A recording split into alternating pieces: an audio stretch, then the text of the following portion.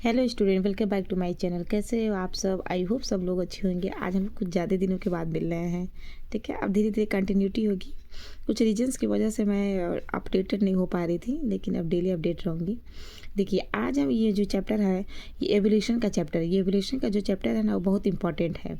इस एवोल्यूशन के चैप्टर में आपका देखा जाएगा 7 से 8 नंबर का क्वेश्चन जो है आपका पूछा जा सकता है। ये जो आपको दिख रहे हैं, ये हमारे मानव है, हम लोग ऐसे ही थे, ये हमारे पूर्वज हैं। ठीक है ना, यानी कि धीरे धीरे धीरे धीरे इनके अंदर क्या हुआ है, क्रमिक विकास हुआ। वो क्रमिक विकास किस तरह हुआ है, उसी के बारे में हम लोग जानेंगे।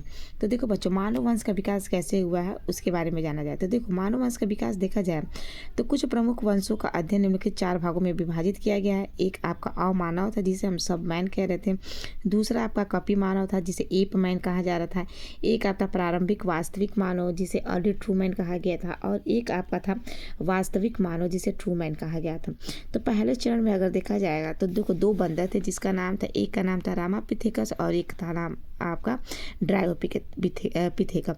तो हमारे जो पूर्वज थे वो रामापिथेकस थे, क्योंकि रामापिथेकस से धीरे धीरे धीरे धीरे उनके अंदर विकास होता गया, चेंजिंग होते गया। और आने वाले समय में क्या हुआ, हम लोग रामापिथेकस से हम इंसानों का अच्छे तरीके से पूरा डेवलपमेंट हो गया। और ड्रायोपिथेकस से देखा जाएगा तो जितने सारे बंदर हैं, बंदरों के पूर्वज ड्रायोपिथेकस हैं। तो क्वेश्चन आपका 1 नंबर का पूछ देता है कि ड्रायोपिथेकस कौन है, रामापिथेकस कौन। तो रामापिथेकस हम इंसानों के पूर्वज हैं और ड्रायोपिथेकस बंदरों के पूर्वज हैं।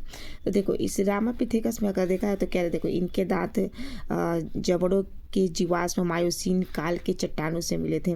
ठीक है ना, जीवाश्म का मतलब होता है दबे हुए जीव। जो जीव करोड़ों साल तक जमीन के अंदर धंसे हुए होते हैं, और जब खुदाई वगैरह होती है तो उनके जो साक्ष्य निकलते हैं, उन्हीं को जीवाश्म कहा जाता है। तो एक मायोसीन एरा था, उसी मायोसीन एरा में जीवाश्म काल के चट्टानों से इनको मतलब इनके अवशेष मिले थे। इनका पहला जो जीवाश्म था, जी.ई. लेविस सन 1930 में भारतीय शिवालिक पर्वतमाला से इनको प्राप्त किया गया था। इसके पश्चात जो है एल.एस.बी. लीकी 1955 में इनके जीवाश्म को चीन से और अफ्रीका से प्राप्त किया था। इनमें देखा जाए बच्चों तो इंसाइसर होता है, फिर कैनाइन दांत दांत मानव के समान अन्य दांतों के बराबर ही थे। तथा इनमें अगर देखा जाएगा तो द्विपादी चलन थे, 2 पैरों से चलते थे। उनकी संभावना थी, पॉसिबिलिटी थी कि ये 2 पैरों से चलने वाले जीव थे। इसे मानव का सबसे पुरातन पूर्वज अर्थात प्रथम होमिनिडे कहा गया था। ठीक है, और इसी के समान अगर देखा जाए तो इसी के समान इसमें क्या हुआ था कि एक जीवाश्म अफ्रीका की विक्टोरिया झील के समीप देखा गया तो 1962 से प्राप्त किया गया था, जिसे कोनियोपिथेकस कहा गया। तो देखो यहाँ पे रामापिथेकस और आपका कोनियोपिथेकस इनके प्रोटोकॉल्स के समान थे, यानी कि दोनों ये लगभग लगभग मिलते जुलते थे, इनके साक्ष्य मिले थे। दूसरे चरण में देखा जाएगा तो कपी मानव था आपका निकट, जिसे कपी मानव निकट मानव के नाम से जाना गया था। ठीक है ना, एक आपका युग था जिसे हम प्लिस्टोस्टोनिन के नाम से जाना जाता था। ठीक है, इसमें पूर्वजों के जीवाश्मों के सामूहिक रूप से ऑस्ट्रेलोपिथिसाइन कहते थे। और ये भी जो थे कपी मानव यानी कि आदि मानव थे, जिसे आदि मानव हम लोग नहीं बचपन में पढ़ते थे, हम टीचर्स में अगर देखा जाए तो हम लोग के समय में क्या होती थी, एक सामाजिक विज्ञान होती थी। उस सामाजिक विज्ञान में हम आदि मानव के बारे में बताया जाता था कि प्राग ऐतिहासिक काल क्या था, मध्य ऐतिहासिक काल था क्या था, और आने वाला जो पूर्व ऐतिहासिक काल था, ये सारे कौन कौन से काल थे और इन कालों में मानव कैसे थे और धीरे धीरे इनके अंदर क्रमिक विकास कैसे हुआ। ठीक है, तो इसी आदि मानव को प्रिमिटिव मानव कहते हैं। अधिकांश सभी जीवाश्म दक्षिण अफ्रीका से प्राप्त हुए थे, इनमें से कुछ थे। तो देखो, इसमें से एक क्वेश्चन आपका ये पूछ सकता है, कौन सा, ये जो आपका ऑस्ट्रेलोपिथेकस है, ऑस्ट्रेलोपिथेकस के बारे में पूछता है। तो ऑस्ट्रेलोपिथेकस जो था वो प्रोफेसर रेमंड डार्ट ने की थी। इसमें पहला जो जीवाश्म था दक्षिण अफ्रीका के ट्वांग की चट्टानों के एक छोटे बच्चे की खोपड़ी के रूप में मिला था। ठीक है ना, एक बच्चे की खोपड़ी मिला था, जिसे हम ऑस्ट्रेलोपिथेकस के नाम से जानते हैं, जिसे अगर देखा जाएगा तो प्रथम आदि मानव कहा गया था। इसमें इसकी कपाल गुहा का जो आयतन था वो आगे की ओर खिसका हुआ था। इनका जो खोपड़ी था वो आगे की ओर खिसका हुआ था, और इनका जो कपालीय जो क्षमता थी वो 450 से 700 औसतन थी, यानी कि 550 सीसी थी। हम लोग की अगर देखा जाए बच्चों, जो कपालीय क्षमता होती है वो 1400 सीसी हम लोग की भेदन क्षमता। इसीलिए इंसानों की जो सोचने और समझने की जो शक्ति होती है वो बंदरों से ज़्यादा होती है, और बंदरों की जो होती है वो 1200-1300 के सीसी होती है, यानी कि लगभग उनकी कपाली क्षमता होती है। ठीक है।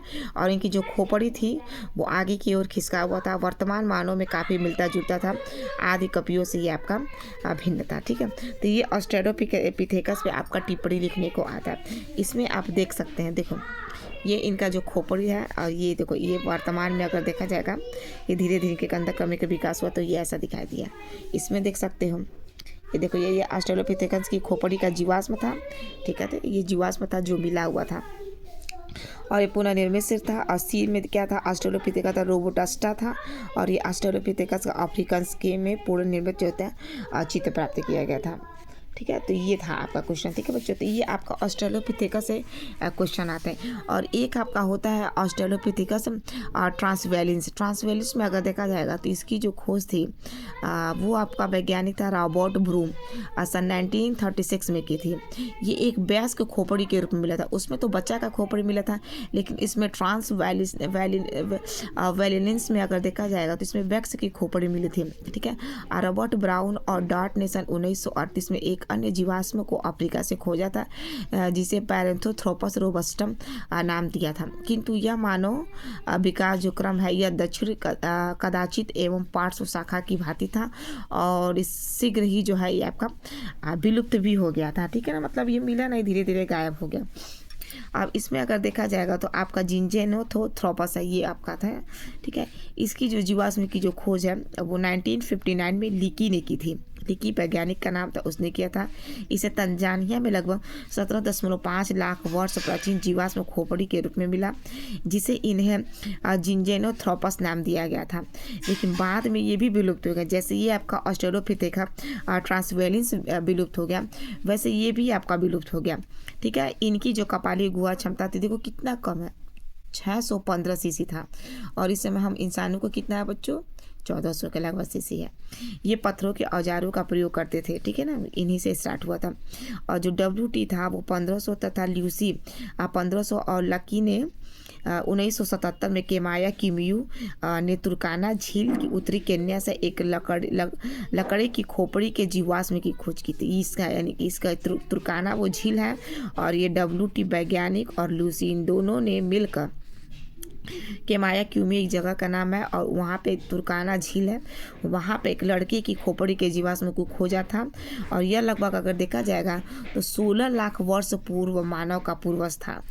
आप कल्पना कर सकते हैं 16 लाख पूर्व, वह भी मानव का पूर्वज था। इसका नाम WT 1500 में रखा गया था।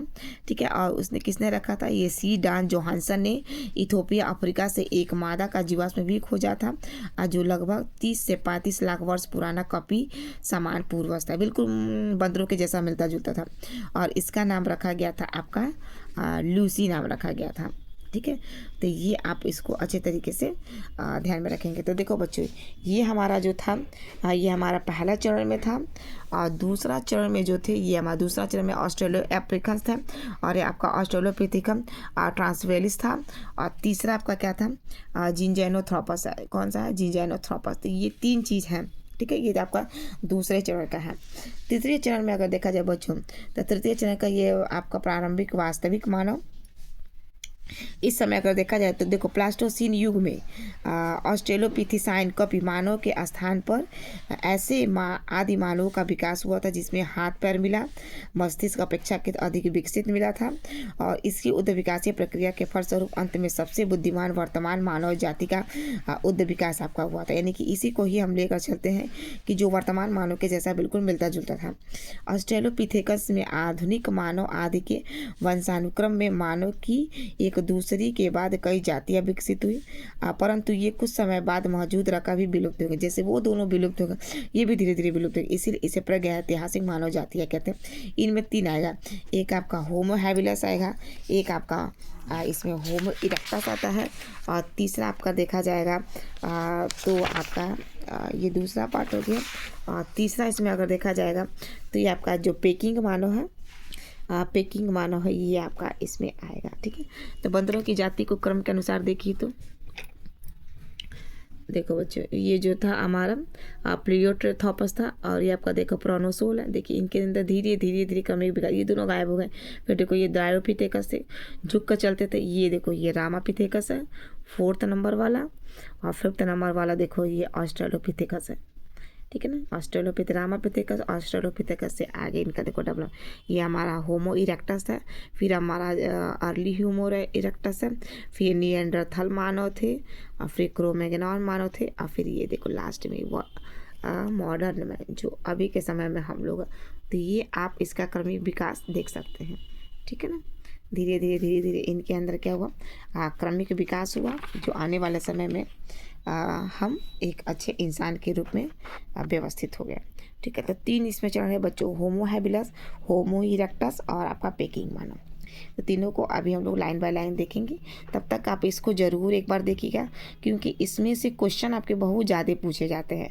अगर आप इस विकास चैप्टर को, इवोल्यूशन को अगर अच्छे तरीके से आप पढ़ लेंगे, तो आपका 7 से 8 नंबर का जो क्वेश्चन है वो बिल्कुल फिक्स है कि ज़रूर आएगा।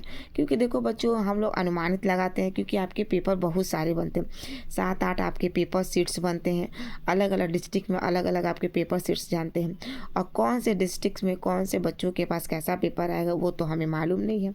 ठीक है, इसीलिए हम लोग ओवरऑल तैयारी करते हैं, और तैयारी करने के बाद हम लोग बताते हैं कि अनुमान लगाते हैं कि इस चैप्टर से इतने क्वेश्चन आ सकते हैं, और इनमें से ये इम्पॉर्टेंट है इस साल के लिए।